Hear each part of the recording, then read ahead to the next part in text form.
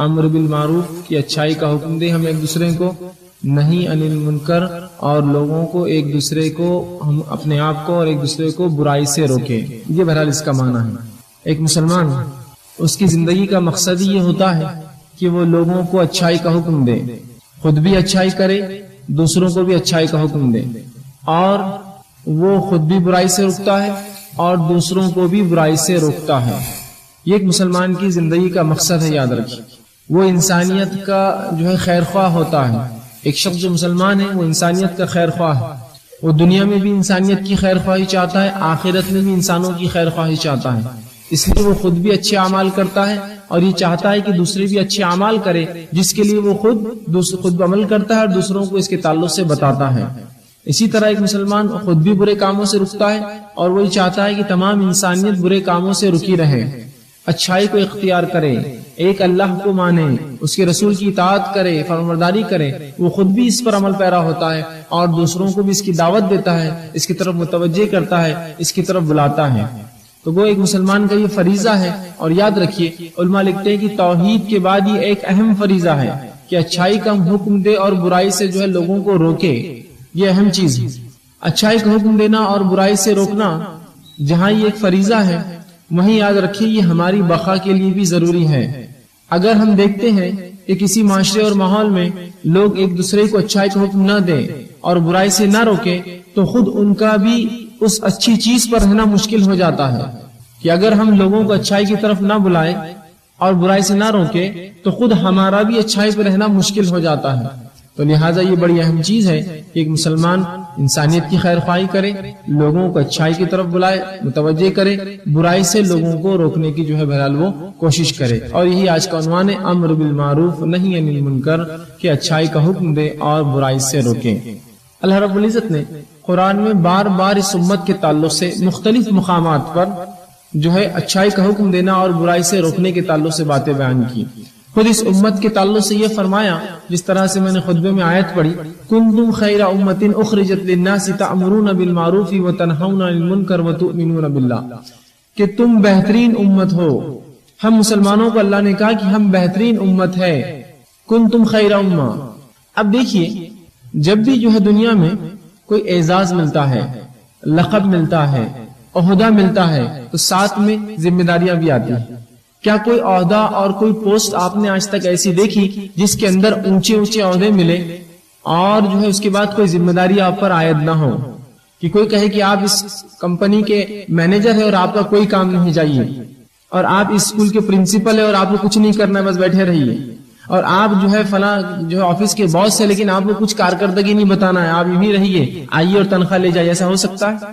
تو جب بھی اعزاز ملتا ہے، ٹائٹل ملتا ہے، ڈیزگنیشن ملتا ہے، عہدہ ملتا ہے، تو ذمہ داری بھی ملتی ہے. تو یہاں دیکھیے کیا عہدہ مل رہا ہے ہمیں، کنتم خیر امہ، تمام امتوں میں اے مسلمانوں تم بہترین امت ہو. تو کیا یہ عہدہ، یہ لقب، یہ ٹائٹل یہ بھی مل جا رہا ہے ہم کو؟ اس کے عوض کرتے کیا ہے ہم؟ کیا خصوصیت کے حامل ہیں ہم؟ کیا کرنے کی بنیاد پر ہمیں یہ ٹائٹل دیا جا رہا ہے؟ تو اللہ آگے فرماتا ہے، اخرجت للناس تأمرون بالمعروف، تم اس لیے لوگوں میں سب سے اچھے ہو، اس لیے انسانوں میں سب سے اچھے ہو کہ لوگوں کو حکم دیتے ہو اچھائی کا. یہ ہے تمہاری صفت، اس لیے تم خیر امت ہو. حکم دیتے ہو اچھائی کا اور روکتے ہو لوگوں کو برائی سے. تأمرون بالمعروف وتنہون عن المنکر، اور لوگوں کو برائی سے روکتے ہو تم.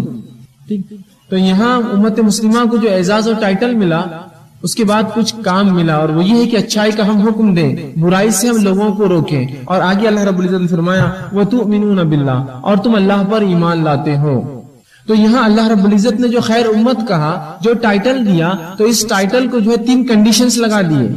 جیسا کہ آپ دیکھتے ہیں اگر کوئی آفر نکالتا ہے تو آفر کے ساتھ کچھ کنڈیشنز ہوتے ہیں.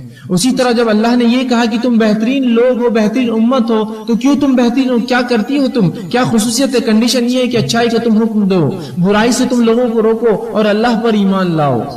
اب دیکھیے جب امت مسلمہ کو جو نکالنے کا مقصد یہ بتایا گیا ہے اور امت مسلمہ جو ہے اس مقصد کے تحت مبعوث کی گئی، اس کا یہ مقصد ہے کہ وہ اچھائی کا حکم دے، برائی سے روکے.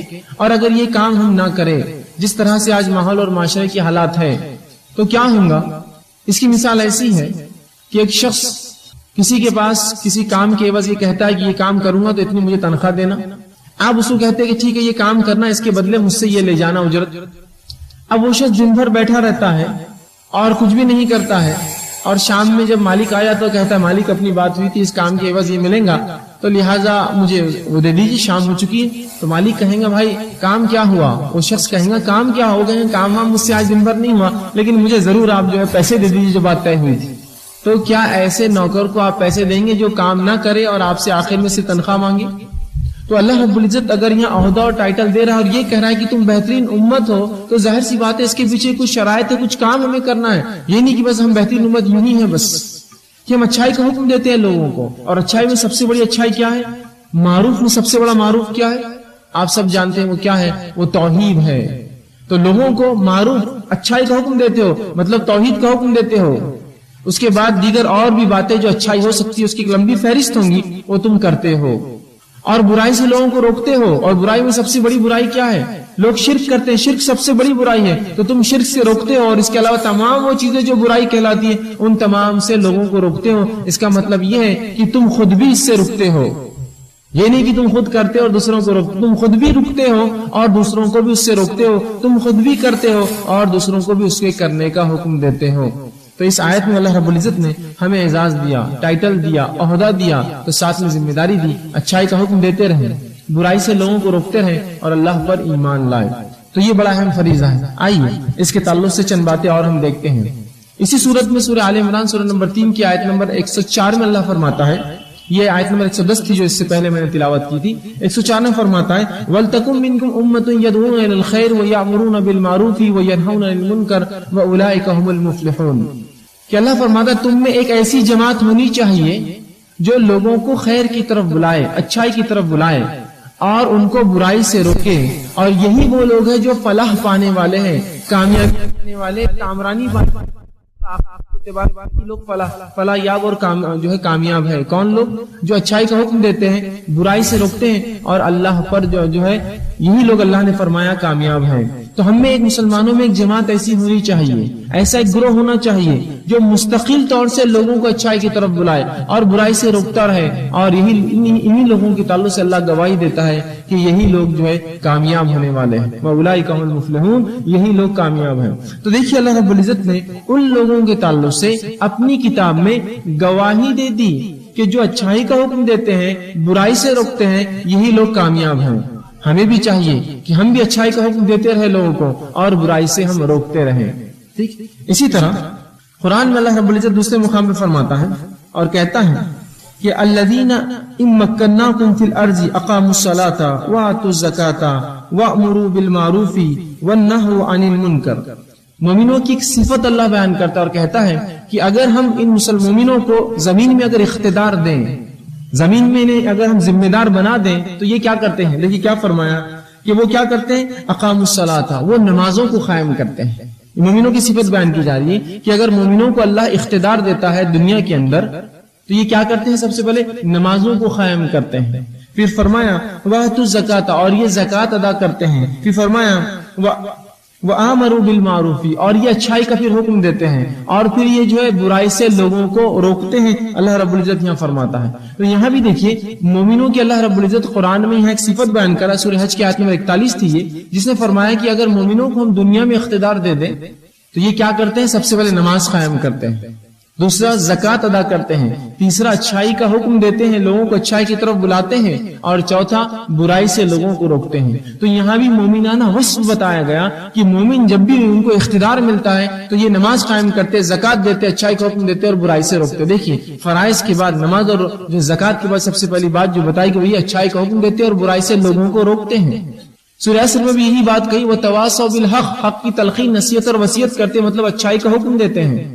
تو یاد رکھیے اچھائی کا حکم دیتے رہنا اور برائی سے لوگوں کو روکتے رہنا یہ مستقل ایک مسلمان کی ذمہ داری ہے. یاد رکھیے کہ وہ ہمیشہ یہ کام کرے گا کہ لوگوں کو اچھائی کا حکم دے گا اور برائی سے روکیں گا. تو اس آیت میں اللہ رب العزت نے اسی طرف متوجہ کیا اور فرمایا کہ اگر مسلمانوں کو، مومنوں کو اللہ اقتدار اگر دنیا میں دے دے تو یہ اچھائی کا حکم دیتے ہیں، لوگوں کو نماز قائم کرتے ہیں، زکوٰۃ دیتے ہیں، اچھائی کا حکم دیتے ہیں اور برائی سے لوگوں کو روکتے ہیں. تو ایک مومن کا یہ مستقل جو ہے وصف ہونا چاہیے، صفت ہونا چاہیے کہ وہ اچھائی کا حکم دے اور برائی سے لوگوں کو روکتا رہے. آئیے اسی طرح اللہ رب العزت قرآن میں سورہ توبہ سورہ نمبر 9 آیت نمبر 71 میں فرماتا اور کہتا ہے والمؤمنون والمؤمنات بعضهم اولیاء بعض یامرون بالمعروف وینہون عن المنکر ویقیمون الصلاۃ ویؤتون الزکاۃ. اللہ رب العزت نے فرماتا ہے کہ مومن مرد اور مومن عورتیں یہ آپس میں ایک دوسرے کے رفیق ہے، دوست ہے. اور کیا کرتے ہیں؟ اللہ فرماتا ہے بعضهم اولیاء بعض، اور فرماتا ہے یامرون بالمعروف، اور یہ اچھائی کا ایک دوسرے کو حکم دیتے ہیں، وینہون عن المنکر، اور ایک دوسرے کو برائی سے روکتے ہیں، ویقیمون الصلاۃ، اور نماز قائم کرتے ہیں، ویؤتون الزکاۃ، اور زکات عطا کرتے ہیں، ویطیعون اللہ ورسولہ، اور اللہ اور اس کے رسول کی اطاعت کرتے ہیں. تو دیکھیے اس آیت میں بھی اللہ رب العزت جو ہے مومنوں کے تعلق سے فرما رہا ہے کہ مومن آپس میں کیا معاملہ کرتے ہیں کہ آپس میں رفیق ہے، دوست ہے، اور اچھائی کا ایک دوسرے کو حکم دیتے ہیں، برائی سے روکتے ہیں. اسی صورت میں آگے فرمایا گیا منافقین کے تعلق سے کہ منافق ایک دوسرے کو برائی کا حکم دیتے ہیں اور اچھائی سے روکتے ہیں. لیکن مومن کا وصف کیا ہے، اس کا شیوا، اس کا طریقہ کیا ہے؟ وہ اچھائی کا حکم دیتا ہے، برائی سے روکتا ہے. لیکن آج ہم اس معاشرے اور ماحول میں دیکھتے ہیں کہ ہم لوگوں نے اچھائی کی طرف لوگوں کو بلانا چھوڑ دیا، اور جو کچھ تھوڑا بہت کام ہم کرتے ہیں وہ صرف اس میدان میں ہے کہ لوگوں کو اچھائی کی طرف بلاتے ہیں، جبکہ لوگوں کو برائی سے روکنا بھی اتنا اہم ہے جتنا اچھائی کی طرف بلانا اہم ہے. یاد رکھیے لوگوں کو برائی سے روکنا بھی اتنا اہم ہے جتنا اچھائی کی طرف بلانا ہے. لیکن ہم دیکھتے ہیں ہم نے دونوں کام ایک تو چھوڑ دیے، اور جو کچھ ایک کام ہم کرتے ہیں وہ یہ ہے کہ لوگوں کو اچھائی کی طرف ہم بلاتے ہیں. لیکن ونہون عن المنکر، برائی سے روکنا، برائی سے روکتے ہیں. بار بار اللہ دہرا رہا ہے جہاں بھی اچھائی کا حکم دینے کا معاملہ آیا وہاں فوراً آیا برائی سے روکتے ہیں. تو ہمیں نہ صرف اچھائی کا حکم دینا ہے بلکہ برائی سے روکنا بھی یاد رکھیے. ورنہ اگر ہم نے ایسا کیا کہ صرف ہم نے اچھائی کا حکم دیا لوگوں کو اور برائی سے روکنا چھوڑ دیا تو اس کے بھی بڑے سنگین نتائج ہو سکتے ہیں. یاد رکھیے ایک تو اگر ہم سرے سے اچھائی کا حکم دینا ہی چھوڑ دیں تو اس کا نقصان تو بہرحال بہت زبردست ہے، انشاءاللہ آگے بات رکھوں گا. لیکن اگر برائی سے روکنا بھی ہم چھوڑ دیں تو یاد رکھیے اس کا بھی زبردست نقصان ہوتا ہے، اس کا بھی زبردست نقصان ہوتا ہے. وہ کیسے؟ دیکھیے اگر آپ جو ہے لوگوں کو اچھائی کا حکم دے رہے ہیں اور برائی سے نہیں روک رہے ہیں، مثال کے طور پہ کوئی ایک برائی آپ لے لیجیے کہ وہ فلاں برائی ہے، آپ اس سے لوگوں کو نہیں روکتے، لوگوں کو صرف اچھائی کی طرف بلاتے ہیں. تو پہلا نقصان تو یہ ہوتا ہے کہ وہ انسان جس کو آپ اچھائی کی طرف بلاتے ہیں وہ سمجھتا ہے کہ جو برائی میں وہ ہے وہ برائی درست ہے، اس لیے وہ سو کرتا رہتا ہے. دوسرا یہ کہ وہ اپنی کبھی اصلاح نہیں کر پاتا مکمل، اس لیے کہ وہ جہاں اچھائی پہ عمل کرتا ہے وہیں برائی کرتا ہے، جس کی وجہ سے لوگ اس کی اچھائی کی طرف، اس کی دعوت کی طرف ہی متوجہ نہیں ہوتے. تو جہاں ہمیں اچھائی کا حکم دینا ہے وہیں ہم کو لوگوں کو برائی سے بھی روکنا ہے، یہ بھی اتنا ہی اہم فریضہ ہے. آئیے اللہ رب العزت اس کے تعلق سے قرآن میں فرماتا ہے، بلکہ ایک اور مرتبہ اللہ نے اچھائی کا حکم دینا اور برائی سے روکنے کے تعلق سے ایک واقعہ فرمایا سورہ لقمان کے اندر، جب لقمان علیہ السلام اپنے بیٹے کو واعظ اور نصیحت کرتے ہیں. سورہ نمبر 31 آیت نمبر 17 میں اللہ نے فرمایا اور کہا یا بنی اقیم الصلاۃ، کہ لقمان علیہ السلام اپنے بیٹے کو نصیحت اور واعظ کرتے اور کہتے ہیں اے میرے بیٹے نماز قائم کرنا، وامر بالمعروف، اور اچھائی کا حکم دیتے رہنا، اور کہتے ہیں ونہا عن المنکر، اور اے میرے بیٹے برائی سے روکتے رہنا، واصبر علی ما اصابک، اور جو تجھے مصیبتیں آئی پھر اچھائی کا حکم دینے اور برائی سے روکنے میں اس پر صبر کرنا. اور فرماتے انک ذالک من عزم الامور، اور یہ بہت جو ہے اونچا کام ہے، پائے کا کام ہے، ایک مضبوط. تو یہاں لقمان علیہ السلام اپنے بیٹے کو دیکھیے جو نصیحت کر رہے ہیں وہ کیا ہے کہ اے میرے بیٹے نماز قائم کرتے رہنا، اور پھر فرمایا کہ اچھائی کا حکم دینا اور برائی سے روکتے رہنا. تو اس واقعے کے اندر یاد رکھیے لقمان علیہ السلام کا جو واقعہ خود قرآن نے بیان کیا، یہ ایک والد کے لیے خود بخود ایک درس ہے کہ اب ایک والد اپنے بیٹے کو کیسی نصیحتیں کرے، جو لقمان اپنے بیٹے کو نصیحتیں کر رہے ہیں. اب اس کے اندر دیکھیے کیا کرے، نماز قائم کر، اچھائی کا حکم دے اور برائی سے روک. آپ دیکھیے بار بار جہاں بھی اچھائی کا حکم آ رہا، برائی سے روکنے کا آ رہا، آگے پیچھے کچھ نہ کچھ جو ہے عبادتیں آ رہی ہیں، لیکن برابر یہ حکم آ رہا ہے کہ اچھائی کا حکم دیتے رہنا، برائی سے روکتے رہنا. نماز کا حکم دیتے رہنا، نماز قائم کرنا اور اچھائی کا حکم دینا، برائی سے روکنا. وہاں کہا کہ اچھائی کا حکم دیتے ہیں، برائی سے روکتے ہیں، نماز قائم کرتے ہیں، زکات دیتے ہیں. اس سے پہلے کی آیت میں کہا نماز قائم کرتے ہیں، زکات ادا کرتے ہیں، اچھائی کا حکم دیتے ہیں، برائی سے روکتے ہیں. تو آپ دیکھیے بار بار اچھائی کا حکم دینے کا اور برائی سے روکنے کے بارے میں قرآن حکم دے رہا ہے. لیکن آج ہم دیکھتے ہیں اس فریضے کو ہم نے ترک کر دیا. کیا واقعی ہم لوگوں کو اچھائی کا حکم دیتے ہیں؟ ہم لوگوں کو کسی گناہ میں ملوث پاتے ہیں اور دیکھ کر یہ کہتے ہیں کہ خاموشی سے یہاں سے نکل جاؤ، اپنے کو اس کو کیا کرنا ہے. ہم دیکھتے ہیں کہ لوگ اچھائی نہیں کر رہے ہیں، ہم ان کو اچھائی کا حکم دیتے، کہتے ہیں بھائی جو ان کو کرنا ہے کر دے، تو ہم یہاں سے نکل جاؤ. یاد رکھیے بڑی اہم چیز ہے کہ آپ اچھائی کا حکم دیں ہم لوگ اور برائی سے روکیں. آئیے اسی طرح اللہ رب العزت قرآن میں فرماتا ہے اور بنی اسرائیل کا ایک واقعہ بیان کرتا ہے، جس واقعے کو اللہ سبحانہ تعالیٰ نے اس واقعے کو سورہ اعراف آیت نمبر 165 میں بیان کیا۔ واقعے کی تفصیلات یوں ہیں کہ بنی اسرائیل کی ایک جو ہے قوم تھی، بنی اسرائیل میں کچھ لوگ تھے جو ایک دریا کے کنارے رہتے تھے۔ اللہ رب العزت نے جو ہے ان کو یہ حکم دیا کہ ہفتے کے روز جو ہے وہ مچھلیاں نہ پکڑے، اس لیے وہ دریا کے کنارے تھے، اور ان کی آزمائش کے لیے ہفتے کے دن ہی مچھلیاں سب سے زیادہ آتی تھی بلکہ اچھلتی تھی، اتنی زیادہ آتی تھی، بکثرت آتی تھی، لیکن اس دن شکار نہیں کرنا تھا۔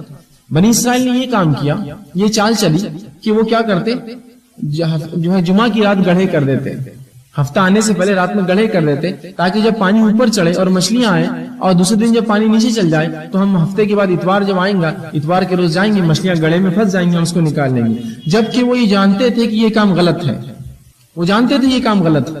اب ان کے اندر جو ہے 3 گروہ بن گئے تھے۔ ایک گروہ تو وہ تھا کہ جس نے جو ہے لوگوں کو کہا، جب انہوں نے مچھلیوں کے تعلق سے عمل کیا کہ انہیں گڑھے کر کے پکڑنے لگے، انہوں نے ان سے کہا کہ بھائی ایسا نہ کرو، تھوڑے دن یہ کہتے رہے اور اس کے بعد وہ چھوڑ دیا انہوں نے، مطلب خود وہ کام نہیں کرتے تھے لیکن ان کو روکنا بھی چھوڑ دیا۔ دوسرا ایک گروہ تھا جس نے مکمل اس احکام کو چھوڑ دیا اور مچھلیوں کو پکڑنے میں لگ گئے۔ ایک گروہ وہ تھا جس نے پہلے روکا کہ بھائی دیکھو یہ برائی مت کرو، لیکن بعد میں تھک گئے، کہا جانے دو، یہ کرتے کرنے دو، اور خاموشی اختیار کر لی، مطلب خود برائی نہ کی لیکن روکا بھی نہیں۔ دوسرا گروہ وہ تھا جس نے برائی میں اپنے آپ کو ملوث کر لیا، اللہ کے احکام کو چھوڑ دیا اور ہفتے کے روز خوب مچھلیاں پکڑتے، مطلب گڑھے کر کے رکھتے، مچھلیوں کو لیتے۔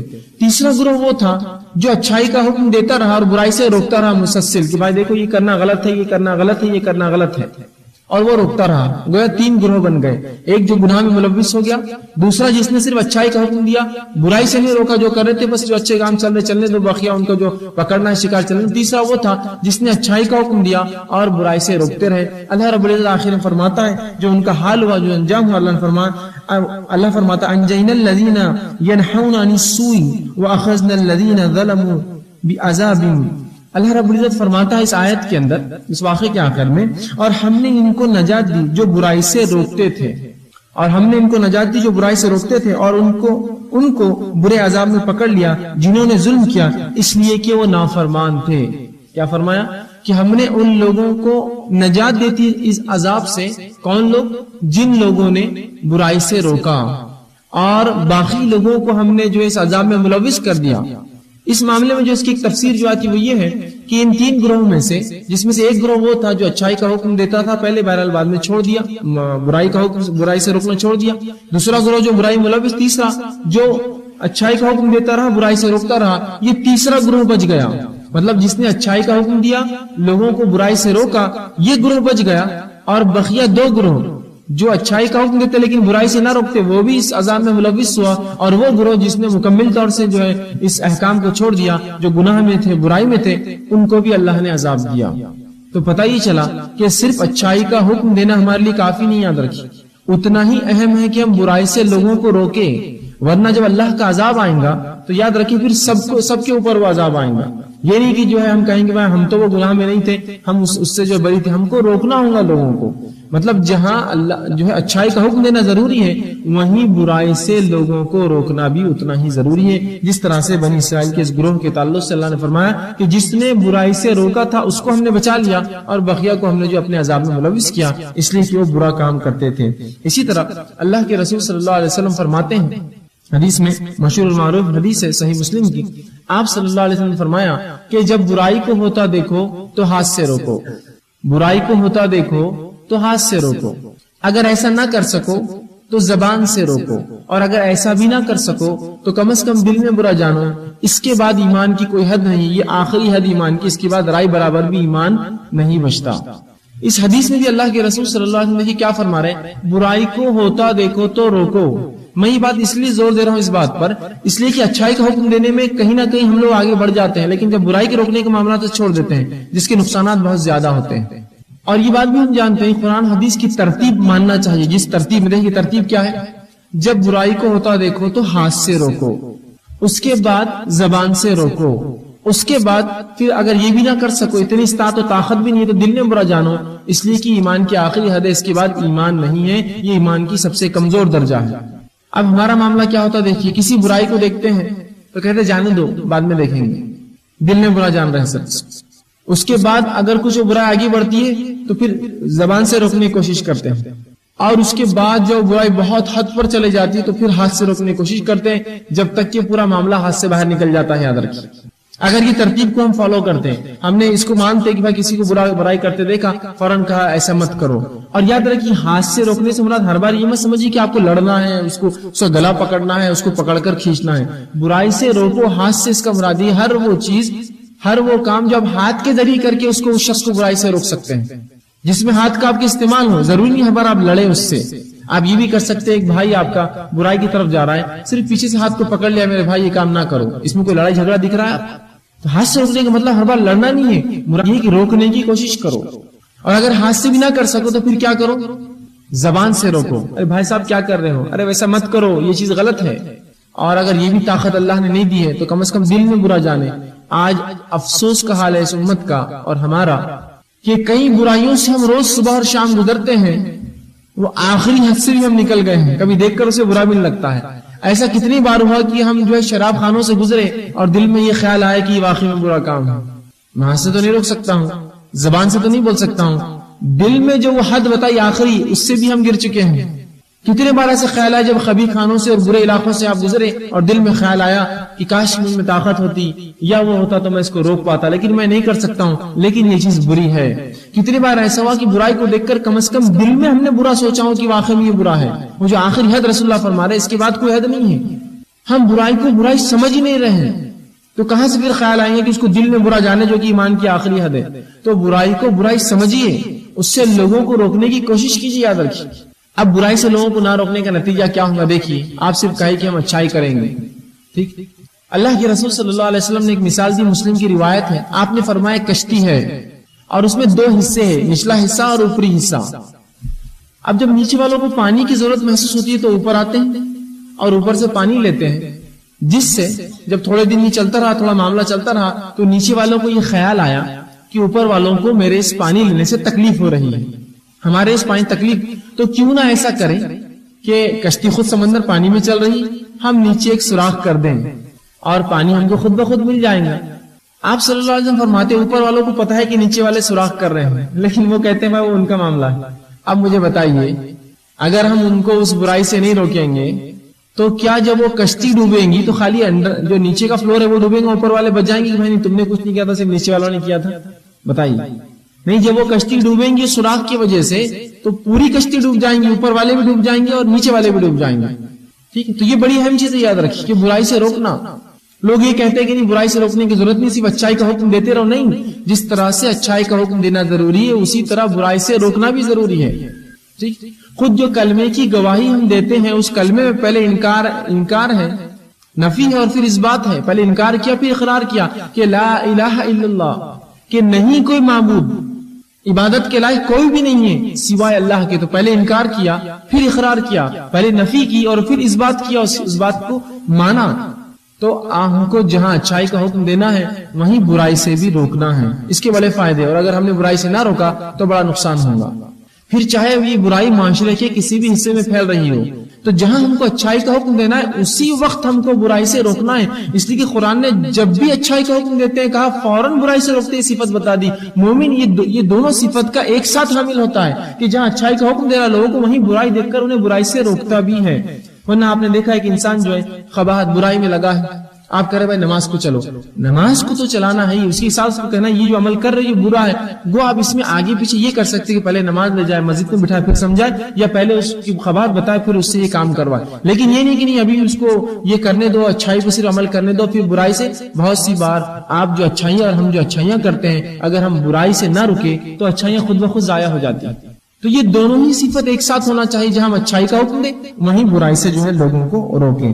تو رسول اکرم صلی اللہ علیہ وسلم نے فرمایا کہ جب تم برائی کو ہوتا دیکھو تو سب سے پہلے ہاتھ سے روکو، اور نہ کر سکو تو پھر زبان سے کہو ان سے، اور نہ کر سکو تو پھر دل نے برا جانو، ایمان کی آخری حد ہے۔ تو کم از کم جو برائی کو ہم دیکھیں طاقت نہ ہو تو دل میں کم از کم برائی یہ نہ ہو کہ بس آپ گزر جائے کہ بھائی یہ تو چلتا ہے، چلن ہے، معاشرہ ہے، ماحول ہے، کم از کم دل میں اس کو برا ضرور سوچے، ورنہ اس کے نیچے ایمان کی کوئی حد نہیں ہے، اس کے بعد ایمان نہیں ہے۔ آئیے اسی طرح آپ صلی اللہ علیہ وسلم فرماتے ہیں، ترمذی کی روایت، آپ نے کہا اور فرمایا تم ضرور اچھائی کا حکم کرو گے اور برائی سے روکتے رہو گے، ورنہ اے مسلمانوں تم ضرور اچھائی کا حکم دیتے رہو اور برائی سے روکتے رہو، ورنہ ہو سکتا ہے کہ اللہ تعالیٰ تم پر اپنی طرف سے عذاب بھیج دے، پھر تم اس کو پکارو گے اور وہ تمہاری دعاؤں کو قبول نہیں کرے گا۔ اے مسلمانوں تم اچھائی کا حکم دیتے رہنا، برائی سے روکتے رہنا، اگر یہ عمل نہ کیا تو اللہ سبحانہ تعالیٰ تمہاری دعاؤں کو قبول نہیں کرے گا۔ اور اسی مفہوم کی کئی اور روایتیں آتی جس میں یہ بتایا گیا کہ اگر اچھائی کا حکم دیں گے، برائی سے روکیں گے تو اللہ سبحانہ تعالیٰ ہماری دعاؤں کو قبول کرے گا، نہ کریں گے تو دعائیں قبول نہ کرے گا، ہماری ہوا کو اکھاڑ دے گا، یہ قومیں ہم پر ایسی ٹوٹ پڑیں گے۔ ایک روایت میں آتا ہے آپ صلی اللہ علیہ وسلم نے فرمایا کہ اگر تم اچھائی کا حکم دیتے رہنا، برائی سے روکتے رہنا، اگر ایسا نہ کرو تو ایک زمانہ یوں آئے گا کہ قومیں تم پر ایسی ٹوٹ پڑیں گی جس طرح سے جو ہے بھوکے دسترخوان پر ٹوٹ پڑتے ہیں۔ مطلب مسلمانوں کو ہر حالت میں اچھائی کا حکم دینا، برائی سے روکتے رہنا ہے۔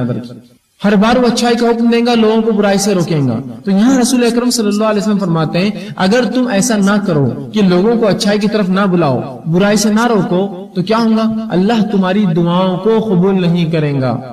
آج ہم دیکھیے ہم نے اچھائی کا حکم دینا چھوڑ دیا، برائی سے لوگوں کو روکنا چھوڑ دیا، ہم اللہ سے دعائیں مانگتے ہیں۔ اب دیکھیے کتنی دعائیں ہم مانگ رہے ہیں، کتنے مسائل کے لیے اپنے، کیا مسائل حل ہو رہے ہیں؟ مسائل کا حل یہ ہے کہ ہم اچھائی کا حکم دے لوگوں کو، برائی سے روکے تو اللہ ہماری دعاؤں کو بھی قبول کر دے۔ یہاں کہہ رہا ہے اللہ کہ تم دعائیں مانگو گے تو میں دعا قبول نہیں کروں گا۔ تو یہ ہمارے لیے ضروری ہے کہ ہم اچھائی کا حکم دیں اور برائی سے روکے۔ آئیے اسی طرح اللہ کے رسول صلی اللہ علیہ وسلم فرماتے ہیں اور کہتے ہیں، یہ جو ہے ترمذی کی روایت ہے، جو قوم گناہوں میں مبتلا ہو جائے اور ان میں سے روکنے کی قدرت رکھنے والے موجود ہوں اور وہ نہ روکیں تو جلدی اللہ جو ہے سبحانہ و تعالیٰ اپنی طرف سے انہیں عذاب میں مبتلا کریں گا۔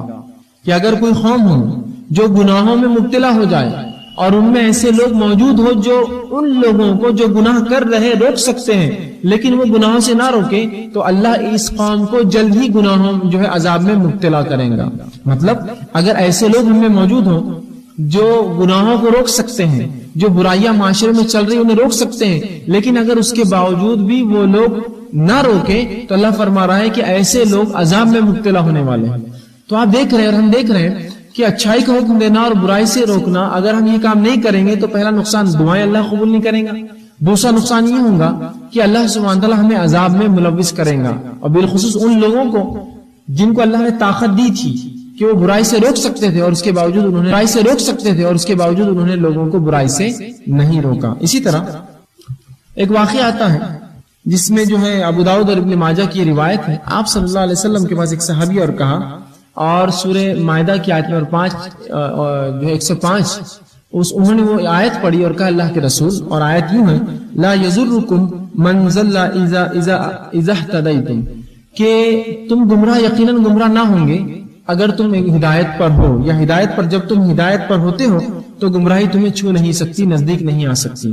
تو انہوں نے کہا اللہ کے رسول، جب یہ آیت پڑھی اور کہا اب ہم ہدایت پر آ چکے ہیں، اب گمراہی ہمیں چھو نہیں سکتی، مطلب انہوں نے یہ سمجھا کہ اب اچھائی کا حکم نہیں دینا ہے، برائی سے نہیں روکنا ہے، بس ہم ہدایت پر آ گئے، اب گمراہی ہمیں نہیں چھوئیں گی۔ تو اللہ کے رسول صلی اللہ علیہ وسلم نے ان سے کہا اور وہ صحابی سے کہا اور کہا اچھائی کا حکم کرو اور برائی سے روکو۔ انہوں نے کیا سمجھا تھا کہ جب ایک بار ہدایت پر مسلمان آ جاتا ہے تو پھر اس کو کچھ نہیں کرنا ہے، برائی اس کو نہیں چھو سکتی۔ رسول اللہ نے کہا نہیں، اس آیت جب انہوں نے پڑھی تو رسول اللہ نے فرمایا کہ تم اچھائی کا حکم کرو اور برائی سے روکو جب دیکھو کہ کنجوسوں کی روش جاری ہو چکی ہے، مطلب لوگ کنجوسی کرنے لگے اور خواہش کی پیروی ہو رہی ہے، لوگ اپنی خواہشات پر چل رہے ہیں، اور ہر ذی رائے اپنی رائے پر اتراتا ہے، ہر شخص جو رائے دے سکتا ہے رائے دے کر اتراتا ہے، اپنے آپ کو سچ سمجھتا ہے، حق پر سمجھتا ہے، پھر اپنے آپ کو بچاؤ اور عوام سے دور ہو جاؤ۔ تو ایسے وقت تم اپنے آپ کو بچانا اور عوام سے دور ہو جانا۔ اور اللہ تعالیٰ فرماتے ہیں آئندہ تاریک رات کے ٹکڑوں کی طرح فتنے ہوں گے، اب اس کے بعد ایک در فتنے آنا شروع ہو جائیں گے۔ مطلب اس صحابی نے جو چیز سوچی تھی وہ یہ تھی کہ اے اللہ کے رسول، ہم تو مسلمان ہو گئے، ہدایت پر آ گئے، اب ہمیں جو ہے کوئی اچھائی کا حکم نہیں دینا ہے، برائی سے نہیں روکنا ہے، اب ہم گمراہ نہیں ہوں گے، گمراہی ہمارا نقصان نہیں کر سکتی۔ تو رسول اللہ کہتے ہیں نہیں، ایسا مت سوچو، تم اچھائی کا حکم دیتے رہنا، تم برائی سے روکتے رہنا، ٹھیک ہے، اور یہ دیکھنا جب کہ کنجوسی عام ہو جائے اور جس کی رائے چلتی ہے وہ اپنی رائے کو اس پہ اکڑنا اور اترانے لگے، ٹھیک ہے، رسول اللہ فرماتے ہیں کہ پھر تم جو ہے عوام سے الگ ہو جانا، اس لیے کہ اب جو ہے اندھیری رات کے ٹکڑوں کی طرف فتنے آئیں گے۔ یہ قیامت سے پہلے کی بہرحال بات بتا رہے ہیں، تمہارے عقیدے و عمل کو اپنانے والوں کے لیے تم میں سے 50 آدمیوں کی طرح ثواب ملے گا۔ اور ایسے دور میں اور ایسے دور میں جو تم جیسا عقیدہ رکھیں گا، مطلب کس جیسا؟ صحابہ جیسا عقیدہ رکھیں گا، تو تم میں سے 50 کے برابر اس شخص کو اجر ملے گا۔ تو صحابی نے پوچھا اللہ کے رسول کیا ہم میں سے 50؟ تو کہا ہاں تم میں سے 50 کے برابر اس شخص کو اجر ملے گا جو ایسے دور کے اندر جبکہ فتنے اور فساد ہو وہ جو ہے تمہارے جیسا عقیدہ رکھے، صحابہ جیسا عقیدہ رکھے۔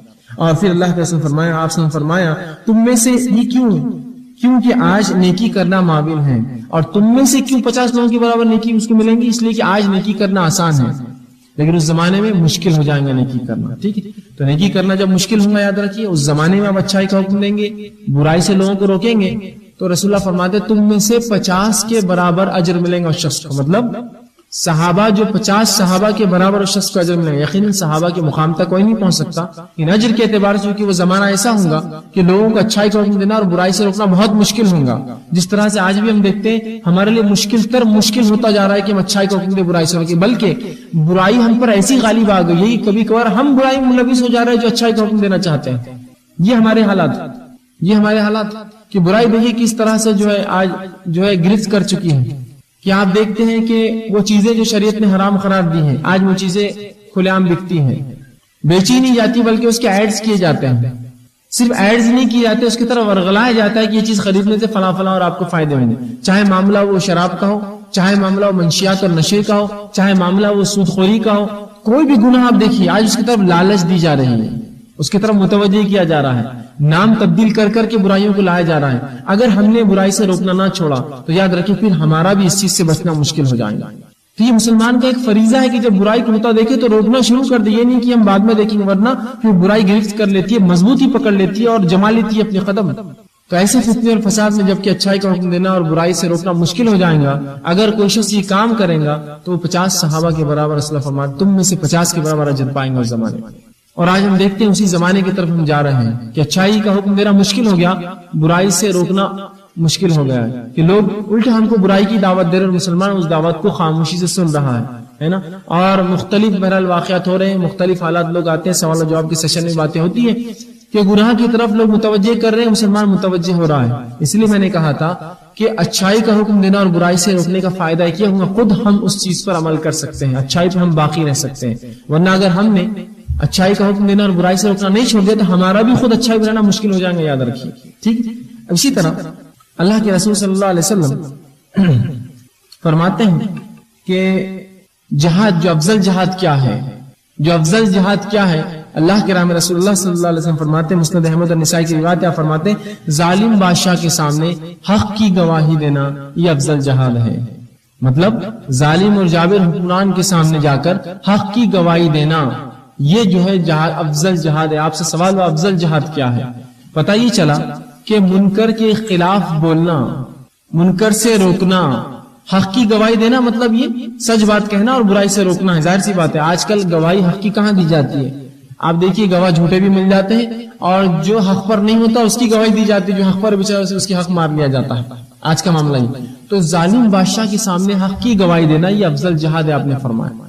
تو نہیں انل منکر کے بھی اتنے ہی فائدے جتنے جو ہے امر بالمعروف کے ہیں، تو ہمیں یہ دونوں کام جو ہے ایک ساتھ کرنا۔ آئیے اب امر بالمعروف اور نہی عن المنکر ہم نہیں کریں گے تو اس کا نقصانات کیا ہوں گے، اسے کچھ عقلی دلائل دیکھتے ہیں۔ سب سے پہلی چیز تو یہ کہ یہ تجزیہ اور مشاہدہ ہے کہ جب کوئی بیماری لگتی ہے انسانی جسم کو، اگر اس بیماری کا علاج نہ کیا جائے تو وہ بیماری بڑھتی چلی جاتی ہے۔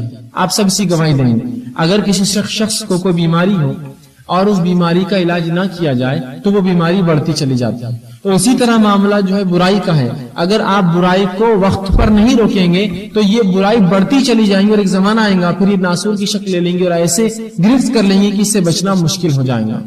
تو جب بھی ہم برائی دیکھیں ہم برائی کو روکیں اور اچھائی کا حکم دیں، اس لیے کہ اگر ایسا نہ کیا تو پھر برائی گرفت کر لیں گے۔ دوسری چیز کہ یہ بھی مشاہدہ ہے کہ اگر کوئی مکان ہو، کوئی دکان ہو، کوئی علاقہ ہو، کوئی باغ ہو، اگر اس کی صاف صفائی نہ کی جائے، اس کی دیکھ بھال نہ کی جائے، اس کا جو ہے رکھ رکھاؤ نہ کیا جائے تو ظاہر سی بات ہے وہ گھر گندگی کا جو ہے اڈا بن جاتا ہے، وہ باغ جو ہے برے جھاڑوں کی جگہ بن جاتا ہے، اور جہاں انسان کو خوشی ہو وہاں جو ہے وہ گندگی جمع ہونے سے زہریلی بدبو اور نقصان دہ چیزیں پیدا ہونا شروع ہو جاتی ہیں۔ تو یہی معاملہ امر بالمعروف نہی منکر کا ہے کہ اگر ہم اپنے سماج میں یہ کام نہیں کریں گے تو برائی عام ہو جائیں گی، برائی عام ہو جائیں گی، پھر ہم روکنا بھی چاہیں گے تو یاد رکھیے اس سے روکنا بہت زیادہ مشکل ہو جائے گا. ٹھیک، اسی طرح اب جب ہم اچھائی کا حکم کریں گے اور برائی سے روکیں گے تو کن آداب کا ہم لحاظ رکھیں، کیا باتیں اپنے ذہن میں رکھیں جب ہم لوگوں کو اچھائی کا حکم دیں گے اور برائی سے روکیں گے. ورنہ ایسا نہ ہو کہ آپ جو ہے سنت نبی کو اس مسئلے میں نہ لیں اور اپنے منمانے ڈھنگ سے لوگوں کو اچھائی کا حکم دے اور برائی سے روکیں، تو پھر ہو سکتا ہے ہم جو ہے اچھائی کرنے کے بدلے برائی کر بیٹھے اور برائی سے روکنے کے بدلے برائی کو اور بڑھانے والے بن جائے، بڑھاوا دینے والے بن جائے. تو اس کے لیے اللہ کے رسول صلی اللہ علیہ وسلم کا نبی طریقہ، کیسے آپ لوگوں کی اصلاح کرتے، کیا معاملات آپ کہتے، کیسا وہ تھا، وہ دیکھنا اور وہ جاننا ہمارے لیے ضروری ہے. تو آئیے اب وہ شخص جو اچھائی سے روکیں گا اور اچھائی کا حکم دیں گا، برائی سے روکیں گا، وہ شخص کیا صفتوں کا حامل ہو، کیا آداب اور کیا اخلاق کا وہ لحاظ رکھے. پہلی چیز یاد رکھیے جو اسے کرنا ہے وہ یہ کہ یہ دائی جو لوگوں کو اچھائی کا حکم دے، برائی سے روکے، وہ خود جانتا ہو کہ اچھائی کیا ہے اور برائی کیا ہے. ورنہ اگر ہم اچھائی کا حکم دینے لگے اور ہم کو پتا نہ اچھائی کیا ہے اور ہم برائی سے روکنے نکلے اور ہمیں ہی نہ پتا ہو برائی کیا ہے، تو ایک دائی خود جانتا ہو جو لوگوں کو اچھائی کی طرف بلاتا ہے، برائی سے روکتا ہے، اچھائی کیا ہے اور برائی کیا ہے، تاکہ پھر وہ اچھائی کی طرف بلائے اور برائی سے روکے. ٹھیک، دوسری صفت جو اس میں ہونی چاہیے وہ یہ ہے کہ اصلاح کرنے والے اچھائی کا جب حکم دیں گے، برائی سے روکیں گے، اس کا مطلب یہ نہیں کہ آپ لوگوں کی ٹوہ میں، ان کی برائی جاننے میں ان کی تجسس کریں گے کہ وہ کیا برائی کرتے ہیں تاکہ پھر میں ان کو اس سے روکوں، بلکہ جو ظاہر نظر آ جائے اس کو آپ روکنے کی کوشش کریں گے. اس لیے کہ شریعت نے کسی کرنے سے منع کیا. قرآن میں اللہ رب العزت نے فرمایا وَلَا تَجَسَّسُوا، جاسوسی مت کرو. اللہ کے رسول صلی اللہ علیہ وسلم نے فرمایا لا تجسسوا، جاسوسی مت کرو. تو جو گناہ ظاہر انسانوں کے نظر آ جائے اس کی اصلاح کرنے کی کوشش کریں گے، برائی کو جاننے کے لیے کوریدیں گے نہیں. اس لیے کہ اللہ کے رسول صلی اللہ علیہ وسلم فرماتے جو شخص ایک مسلمان کے دنیا میں گناہ ڈھانکیں گا، چھپائیں گا، اللہ رب العزت آخرت، دنیا اور آخرت میں اس کے گناہوں کو ڈھانکیں گا. تو خواہ کی آپ جاسوسی کر کے گناہ نہ تلاش کریں کہ میں اس کو پھر اس سے روکوں گا، جو ظاہر دیکھے اس کو روکنے کی کوشش کریں. ٹھیک ہے. اسی طرح پانچواں نکات، مبلغ جو ہے جسے تبلیغ کرنا چاہتا ہے اس کی نیکی اور برائی کی پہلے پہچان کرائے. مطلب جس انسان کو وہ کہہ رہا ہے کہ یہ برا ہے یہ اچھا ہے، اسے بتائے کہ وہ عمل واقعی برا اور اچھا. اس لیے کہ بہت سی بار لوگ برے کام کو اچھا سمجھ کے کرتے اور اچھے کام کو برا سمجھ کے چھوڑتے ہیں. تو پہلے اس کے دل میں اہمیت جگائی یہ برائی ہے اس کو مت کرو، یہ اچھائی ہے اس کو کیا کرو. ورنہ عموماً یہ ہوتا ہے کہ مثال کے طور پر ایک شخص بدعت کر رہا ہے، کوئی بھی شخص جو بدعت کرتا ہے اپنی بدعت کو گناہ سمجھ کے نہیں کرتا ہے، وہ نیکی سمجھتا ہے اس کو. تو پہلے اس کو قباحت بتائیے کہ یہ بدعت ہے، اس کے گناہ ہیں، یہ نہیں کرنا چاہیے. جب وہ چیز اسے سمجھ میں آ جائیں گی تو پھر اس سے روکیے. اسی طرح جو چیز وہ نیکی چھوڑ رہا ہے اسے پہلے بتائیے کہ یہ نیکی ہے، اس کی یہ ثواب ہے، اس کے یہ فائدے، اور پھر اس کے بعد کہیے کہ اس کو کرو. تو جس شخص کو ہم دعوت دیں گے اس کی اصلاح کریں گے، پہلے اس کو اس چیز کے فائدے اور اس برائی کے نقصانات بتائیں گے تاکہ اسے سمجھ میں آ جائے کہ کیا اسے کہا جا رہا ہے. ورنہ لوگ اچھائی کو برائی سمجھ کے چھوڑتے ہیں اور برائی کو اچھائی سمجھ کے اس کو جو ہے اس پر عمل کرتے ہیں. اس کا وہ لحاظ رکھیں گے. اسی طرح اچھائی کا حکم اور برائی سے منع کی صورت میں اگر وہ نیکی پر عمل نہیں کرتا تو برائی والا برائی کو چھوڑتا تو شریعت کے مطابق ترغیب دے. اگر مثال کے طور پہ آپ ترغیب کر رہے ہیں بھائی نیکی کرو، وہ نہیں کرنا چاہتا ہے، وہ نیکیوں کو چھوڑتا ہے، تو شریعت کے مطابق ترغیب دے. یہ نہیں کہ آپ منمانے ڈھنگ سے کریں، اس کو طریقے سے سنت نبی کو یہاں اختیار کرے کہ اس کے سمجھ، اس کی ذہنیت، مرد ہے عورت، بڑا ہے چھوٹا، اس کے اعتبار سے، اس کی سمجھ کے اعتبار سے بات کرے. اگر پھر بھی آپ کی اصلاح سے نہ مانے، اگر آپ کی ماتحت ہے تو پھر آپ اس پر زور ڈالیے. اگر ماتحت ہے جیسا بیوی ہے، بچے ہیں جو آپ کے ماتحت ہیں، اگر پھر بھی نہ کرے تو پھر آپ جو ہے معاشرے اور ماحول کو اس کے خلاف کھڑا کر سکتے ہیں کہ بھائی یہ گناہ کر رہا ہے. پھر بھی نہ مارے تو وقت کے حاکم یا قاضی کے پاس جا کر اسے کمپلین ڈال سکتے ہیں کہ جو ہے اس برائی سے رکتا نہیں ہے. تو اگر ایک شخص جو اچھائی کی طرف نہیں آ رہا ہے، برائی کرتا ہے، تو جو کچھ کوشش ہو سکے اپنے نفس سے کیجیے. آپ کے ماتحت لوگ ہیں تو تھوڑا سا ان کو جو کچھ ڈانٹ ڈپٹ جس کو کہیں عام زبان میں اس سے منوائیے. پھر بھی نہ مانے تو پھر جو ہے محلے اور سوسائٹی میں اس کے تعلق سے بات بیان کیجیے کہ اس کے شر سے جو ہے اتنا نقصان ہو رہا ہے، اور پھر بھی نہ ہو تو وقت کی حاکم یا قاضی یا خلیفہ کے پاس جائے کمپلین دے کہ یہ آدمی اس برائی میں ملوث ہے جس کی وجہ سے یہ نقصان سماج کو ہو رہا ہے. تو بہرحال یہ چند جو ہے نکات تھے جو میں نے بہتر سمجھے آپ کے سامنے رکھوں. جہاں اچھائی کا حکم ہمیں دینا ہے، برائی سے روکنا ہے، وہیں ان چیزوں کو بھی ہم ذہن میں رکھیں کہ ہم جو ہے لوگوں کو جو ہے اچھائی کی طرف جب بلائے تو خود بھی اچھائی کریں، برائی سے روکے تو خود بھی برائی سے بچے. لوگ نہ مانے تو ان کو اچھے ڈھنگ سے نصیحت کرے، واعظ کرے. لوگ ہمیں تکلیف پہنچائے اس عمل کی وجہ سے تو اس پر صبر کرے، انشاءاللہ اس کا جو ہے اجر ملے گا. اور اچھائی کا حکم نہ اگر ہم دیں، برائی سے نہ روکے تو اس کے جو ہے نقصانات یہ ہے کہ اللہ ہماری دعاؤں کو قبول نہیں کرے گا. اور اسی طرح جو ہے ہمیں جو ہے عذاب جب کسی قوم پر آئیں گا تو ان تمام کو اللہ جو ہے عذاب میں ملوث کرے گا جو برائی سے نہیں روکتے تھے حالانکہ وہ اچھائی کرتے ہوں گے. تو لہٰذا یہ ضرورت ہے کہ ہم اچھائی کا حکم دیتے رہیں اور لوگوں کو جو ہے برائی سے روکتے رہیں. بس اسی پر میں اپنی بات کو ختم کروں گا. بہرحال ایک آخر میں اعلان کر دوں کہ ظاہر سی بات ہے اتنا بڑا اجتماع ہے تو کچھ نہ کہیں آگے پیچھے چیزیں ہوتی رہتی ہیں. تو آپ تمام سے جو ہے گزارش ہے کہ کچھ چیزوں کو درگزر کر دیجیے آپ, کہ ورنہ یہ نہ ہو کہ یار بھائی وہ اجتماع میں تو لائٹ چل جاتی ہے, وہاں تو فلاں ہو رہا, وہاں تو یہ ہو رہا. بہرحال میں سمجھتا ہوں آپ لوگ سمجھدار ہیں, کچھ نہ کچھ کوتاہیاں, کچھ نہ کچھ تیاریاں کتنا بھی ہم کریں گے رہ جائیں گی. دوسرا ہی کہ کچھ لوگوں نے کمپلین کی کہ ان کی چپل بھی جو ہے یہاں گم جا رہی آنے سے. بہرحال اللہ جو ہے اس کا آپ کو خیر اور بہترین بدلہ اور اجر دے, اس لیے کہ ظاہر سی بات ہے اتنے لوگ زیادہ ہیں کہ ہم اگر 2000 لوگ یہاں آ رہے ہیں, ٹھیک ہے, جینٹس میں اور 1000 کے قریب خواتین ہیں, 2000 لوگوں کی چپلیں مطلب 4000 چپلیں رکھنے کا ہم انتظام کیسے کر پائیں گے؟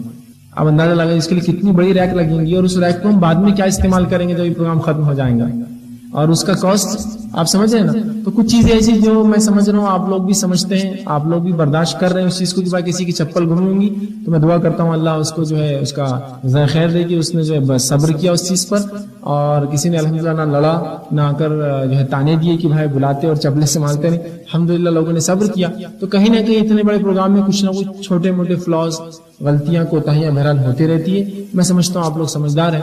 جس طرح سے گھروں میں ہم شادیوں کی تقاریبیں رکھتے ہیں یا پروگرامز کرتے ہیں, چند لوگ آتے ہیں تو ہم اس میں پریشان ہو جاتے ہیں اور سسٹم ہمارا کارگر نہیں ہوتا.